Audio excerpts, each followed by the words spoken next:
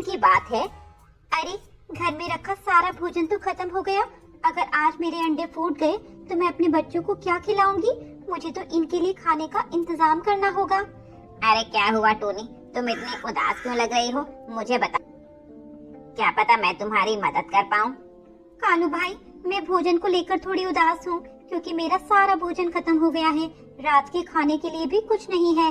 खाना तो मेरा भी खत्म हो गया है और काले भी भूखा है।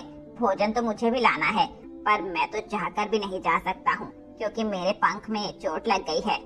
तो कालू भाई, अब तो एक ही रास्ता है, आप यहीं रहो और मेरे अंडों का ख्याल रखना। मैं अपने लिए और आपके लिए भोजन ले आऊंगी। ठीक है टोनी, मैं तुम्हारे अंडों का ध्यान रखूंगा।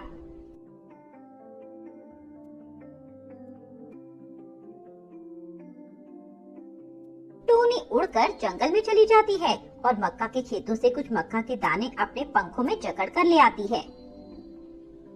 ये लो कालू भाई, अपने हिस्से का भोजन और ये 2 दाने ज्यादा काले के लिए। शुक्रिया टोनी बहन, आज तुमने मेरी मदद की। तुम नहीं होती तो हम तो भूखे ही मर जाते। अरे भाई, हम एक दूसरे की मदद नहीं करेंगे तो कौन करेगा? चलिए, आपका भी बहुत बहुत शुक्रिया कि आपने मेरे अंडों की रखवाली की। टोनी अपने अंडों को अपने नीचे रखकर सो जाती है और अगले दिन अपने अंडों के फूटने का इंतजार करती है, पर आज सिर्फ एक ही अंडा फूटता है। अरे, ये तीनों अंडे क्यों नहीं फूट रहे?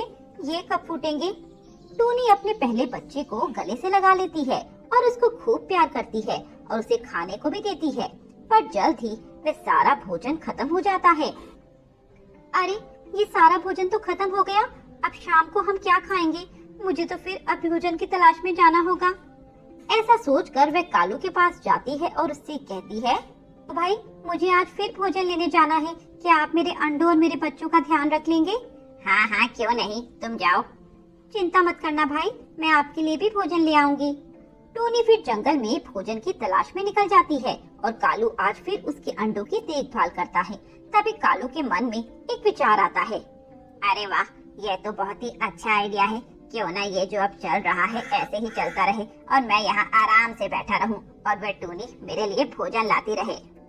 ये तो बहुत ही अच्छी बात होगी पापा जी। फिर आप और मुझे भोजन की तलाश करने की कोई जरूरत नहीं होगी और घोंसले में बैठे हुए हमें सब कुछ मिल जाया करेगा।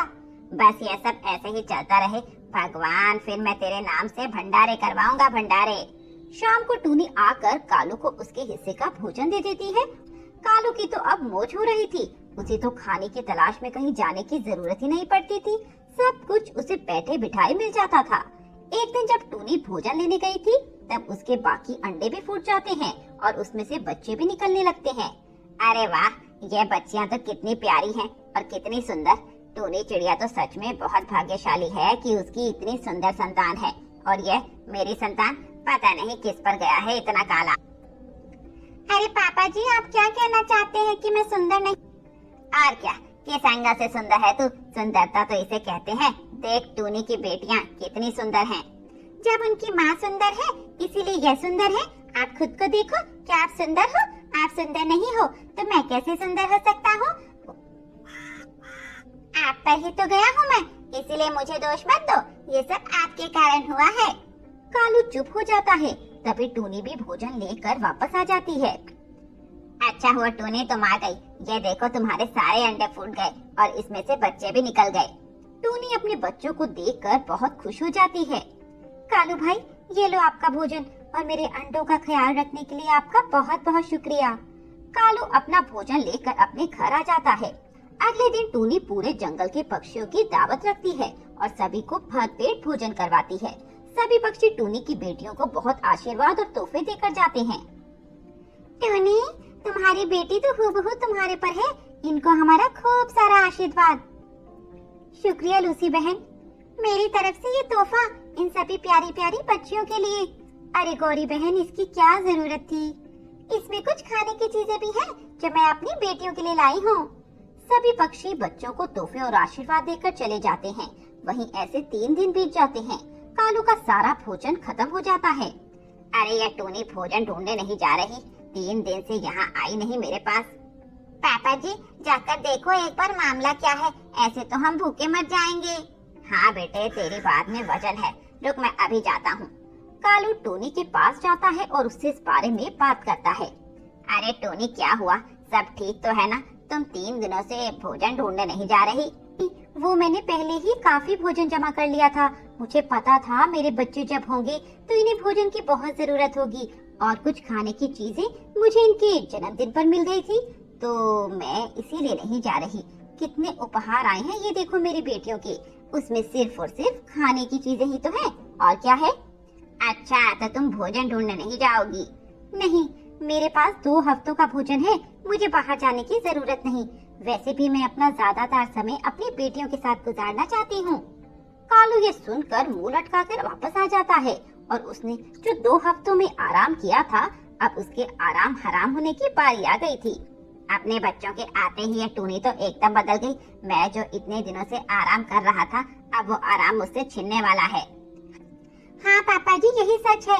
अब हमें भोजन की तलाश करने जाना होगा। बेटे, मेरे पंख में बहुत दर्द हो रहा है। एक काम कर, तू ही भोजन ढूंढ कर ले आ। हाँ, मुझे पागल समझ रखा है क्या? मैं नहीं जाऊंगा, तुम्हें मेरे साथ जाना होगा। अरे कैसा बेटा है तू, एक दिन अपने बाप के लिए भोजन भी नहीं ला सकता? ये सब आपसे ही सीखा है मैंने पापा जी। जाएंगे तो दोनों, नहीं तो मैं भी नहीं जाऊंगा। कालू को अब उदास होना पड़ता है क्योंकि उसके पास कोई दूसरा चारा ही नहीं था। अगले दिन टूनी अपने बच्चों को लेकर अपने मायके जाती है और कालू से कहती है, कालू भाई, मैं जरा अपने भाई के पास जा रही हूँ राखी बंधवाने। वो रक्षाबंधन है ना कल। ठीक है टूनी, जाओ, तुम अच्छे से रक्षाबंधन मना कर आना। मैं तुम्हारे घर का रखवाली करूँगा। शुक्रिया कालू भाई, मैं 2-3 दिन में आ जाऊंगी। टूनी रक्षाबंधन मनाने अपने भाई के घर चली जाती है और उधर कालू अपने घोंसले में बैठा भोजन करने लगता है कि तभी अचानक से आंधी चलने लगती है और बारिश शुरू हो जाती है। अरे बाप रे बाप, ये बिन मौसम बरसात कैसे हो गई? मैंने तो घोंसले की मरम्मत भी नहीं की। अच्छा हुआ, यही होना चाहिए था आपके साथ। जब मैं आपसे कह रहा था, आपने मेरी एक नहीं सुनी। अब भुगतो नतीजा। हाय हाय, न जाने कैसा बेटा है, अपने बाप से ऐसी ऐसी बात कर रहा है। आप हो ही इसी के लायक, बहुत आलसी हो आप, और इसी के चक्कर में ये सब हो रहा है। अब मैं तो चला मम्मी के पास, आप यहाँ घोंसले में बैठकर भीगते रहो। काले कालू को छोड़कर अपनी माँ के पास चला जाता है और आंधी तेज होने से कालू का घोंसला भी टूट जाता है। जब उसे कुछ दिखाई नहीं देता तो वह टूनी के घोंसले में जाकर बैठ जाता है, क्योंकि टूनी का घोंसला मजबूत था, इसलिए उसे आंधी में भी कुछ नहीं होता और वह 2-3 दिन वहीं बैठे गुजार देता है। टूनी भी अब वापस आ जाती है। कालू भाई, आपका बहुत बहुत शुक्रिया, आपने मेरे घर का इतना ख्याल रखा। कौन है तुम और कैसा घर? यह मेरा घर है, मेरा। पता नहीं कहाँ से आ जाते हैं और पराई चीजों को अपना बताते हैं। कालू भाई, ये आप क्या कह रहे हैं? ये मेरा घर ही तो है और आप मुझे नहीं पहचानते? अरे भाई, क्या दिक्कत है तुम्हें? क्यों मेरे गले पड़ी हुई हो? जाओ और अपना काम करो। सुबह सुबह आ जाते हैं पक्षियों को परेशान करने। कालू ने लालच करके टूनी का घर हथिया लिया था और उसने टूनी को बेघर कर दिया। बेचारी टूनी अब अपने बच्चों को लेकर एक पेड़ पर बैठ जाती है। तभी उसकी बेटी पेड़ के अंदर इशारा करके बताती है, माँ वो देखो उस पेड़ को, वो अंदर से खोखला है, हमें उसमें रह सकते हैं। चलो उसी में चलते हैं, वैसे भी बारिश का मौसम हो रहा है। वे सभी उस पेड़ के अंदर जाकर बैठ जाते हैं कि तभी तेज आंधी और बारिश शुरू होने लगती है। शुक्रिया तेरा भगवान, जो हमें सर छुपाने के लिए एक जगह मिल गई, नहीं तो मैं इस बारिश में इन्हें कहाँ लेकर फिरती। आंधी और तेज हो जाती है और कालू का घोंसला हिलने लगता है। अरे ये क्या हो रहा है? ये अचानक से आंधी और बारिश फिर क्यों आ गई? इतना कहते ही कालू का घोंसला टूट जाता है और वह घोंसले समेत नीचे गिर जाता है। उसके साथ ही पेड़ पे एक भारी डाल उस पर गिर जाती है और उसके दोनों पैरों की हड्डियां टूट जाती हैं। हाय रे, मर गया मैं तो, कहीं का नहीं रहा।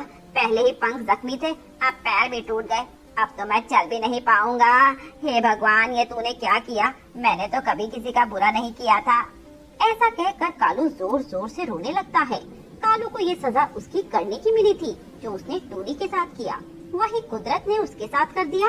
जैसे उसने टूनी का घर छीना, वैसे ही कुदरत ने कालू से भी उसका घर छीन लिया और साथ में दोनों पैर भी छीन लिए। इसीलिए कहते हैं कभी किसी के साथ बुरा नहीं करना चाहिए। कोई भला देखे ना देखे, भगवान जरूर देखता है।